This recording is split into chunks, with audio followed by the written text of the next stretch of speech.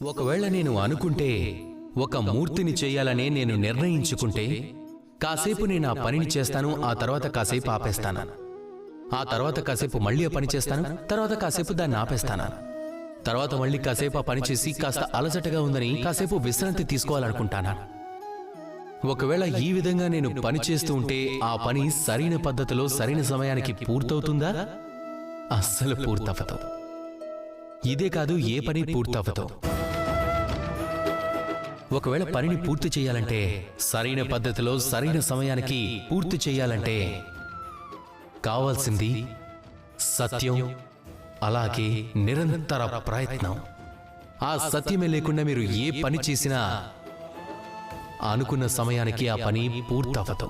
చుక్క చుక్క కలిస్తే సముద్రం అవుతుంది. ఈ విషయం మనందరికీ తెలుసు. అయితే మీకు ఈ విషయం కూడా తెలుసా? చిన్న చిన్న సంతోషాలు కలిస్తే ఎక్కువ సంతోషం వస్తుంది అని. ఒక తండ్రిని చూడండి. తన సంతానం జన్మించినప్పటి నుంచి పెరిగి పెద్దయ్యేంత వరకు తనతో ఎన్నో చిన్న చిన్న సంతోషాలతో జీవిస్తాడు. ఈ చిన్న చిన్న సంతోషాలన్నీ తన ప్రేమ యొక్క సముద్రంలో లోతుని ఇంకా పెంచుతుంది. ఇక ఇదే ప్రేమ యొక్క లోతు తమ జీవితంలో ఎన్నో సంతోషాలను తీసుకొస్తుంది. ఇది అచ్చంగా ఎలా ఉంటుంది అంటే, ఒక పెద్ద సముద్రంలో, ఒక లోతైన సాగరంలో అమూల్యమైన రత్నాలు ఏర్పడినట్టు. ఇది కూడా అచ్చం అలాంటిదే. కాబట్టి మీ జీవితంలో పెద్ద పెద్ద సంతోషాలను వెతకడంలో మీ సమయాన్ని వ్యర్థం చేసుకోకండి. ఈ చిన్న చిన్న సంతోషాలున్నాయి కదా, వీటిని ఆస్వాదించడానికి ప్రయత్నించండి. జీవితంలో గతి ముఖ్యమైనది, మతి ముఖ్యమైనది, అలాగే అన్నింటికన్నా ముఖ్యమైనది సంగతి. ఒక నీటి బిందువుని చూస్తే దానికి గతుంటుంది, ప్రకృతికి దాన్ని పొందే మతుంటుంది.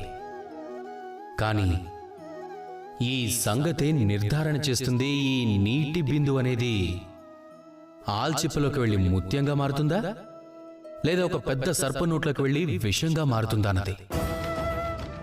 మీరే చూడండి, చెత్త ఒక స్వర్ణకారుడి దుకాణం దగ్గర ఉంటుంది, అలాగే చెత్త ఒక వ్యాపారి దుకాణం వద్ద కూడా ఉంటుంది. కానీ ఈ స్వర్ణకారుడి దుకాణం దగ్గరుండే చెత్త ఒక మామూలు వ్యాపారి దుకాణం దగ్గర దొరికే చెత్త కన్నా ఎంతో మూల్యమైనది. ఎందుకంటే అందులో స్వర్ణం యొక్క కణాలుంటాయి. కాబట్టి మీ జీవితంలో ఈ సంగతి విషయంలో జాగ్రత్తగా ఉండండి. మీ సంగతి ఎలా ఉంటుందో అలాగే మీరు కూడా తయారవుతారు.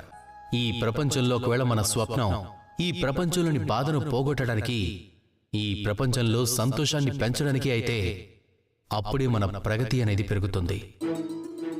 ఒకవేళ మన స్వప్నం కేవలం మన కోసమే అయితే, స్వార్థం కోసమైతే, ఈ స్వప్నం మనల్ని అంధకారంలోకి నెట్టేస్తుంది, మనల్ని అంధకారంలోకి తీసుకెళ్తుంది. అలాగే మనం కూడా కీటకంలాగే మారిపోతాం.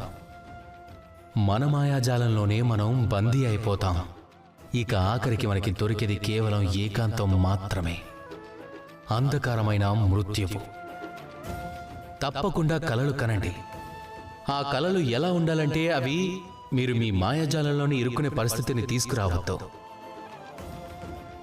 కలలు కనండి ప్రపంచం కోసం, పరమార్థం కోసం, అందరినీ ఉద్ధరించడం కోసం, అంధకారం కోసం కాదు. ఈ ప్రపంచంలో ప్రతి ఒక్కరూ ఎదగాలనుకుంటారు, ఎవ్వరూ కూడా తగ్గాలనుకోరు. అందరూ ఏమనుకుంటారంటే తగ్గడం అంటే అర్థం వారి స్వాభిమానానికి, వారి అహంకారానికి విరుద్ధంగా వెళ్ళటం అని. వాళ్ళు ఏమనుకుంటారంటే ఒకవేళ మనం తగ్గితే ప్రపంచం మనల్ని బలహీనులు అనుకుంటారని. వారి శౌర్యానికి, వారి వ్యక్తిత్వానికి అది అవమానం అనుకుంటారు. కానీ నిజంగా అదే నిజమా? ప్రతిసారి తగ్గడం అంటే అర్థం గౌరవాన్ని కోల్పోవడం అనుకుంటారా? అలా అస్సలు కాదు. స్వయంగా మీరు మీ జీవితాన్ని చూసుకోండి. మీ అమూల్యమైన వస్తువు ఏదైనా కింద పడిపోయిందంటే దాన్ని పైకి ఎలా తీస్తారు? ఆ వస్తువుని తీసుకోవాలంటే మీరు కిందకి వంగాల్సి ఉంటుంది. పెద్దల ఆశీర్వాదం తీసుకోవాలంటే ఎలా తీసుకుంటారు? మీరు తల వంచి వారి ఆశీర్వాదం తీసుకోవాల్సి ఉంటుంది, అవునా? మీరేదైనా మార్గంలో వెళ్తున్నారే అనుకోండి, అప్పుడు మీరు సరైన మార్గంలో వెళ్తున్నారా లేదా అని చూసుకోవాలి. మీ పాదాలకి ఏ ముళ్ళు గుచ్చుకోకుండా దాన్ని ఎలా చూస్తారు? మీరు తప్పకుండా తలంచి కిందకి చూడాల్సిందే. దాని అర్థం ఏమిటి? అర్థం చాలా సులభం. ప్రతిసారి తగ్గటం అంటే అస్సలు తప్పు కాదు. గౌరవాన్ని పోగొట్టుకోవటం అయితే అస్సలు కానే కాదు. పరిస్థితికి అనుగుణంగా అవసరమైన చోట మీరు తగ్గడం నేర్చుకుంటే అప్పుడు మీరు ఎన్నో పొందగలరు. జ్ఞానం, గౌరవం, గుణం, విశ్వాసం.